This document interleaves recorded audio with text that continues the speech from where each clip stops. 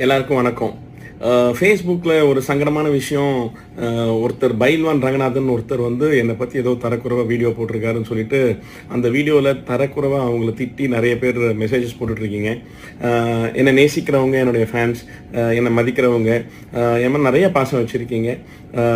தயவு செஞ்சு அந்த மாதிரி திட்டி மெசேஜஸ் போடாதீங்க.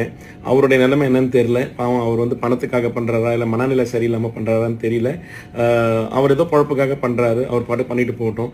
அந்த சாணியில் நம்ம போய் கல் எறிஞ்சு அந்த சாணி நம்ம முகத்தில் வீச வேண்டாம்னு பார்க்குறேன். உண்மை இல்லாமல் செய்கிற பல விஷயங்கள் இன்றைக்கி சோஷியல் மீடியாவில் வளம் வந்துக்கிட்டு இருக்கு. இன்றைக்கி என்னை பற்றி வந்திருக்கு. It's okay.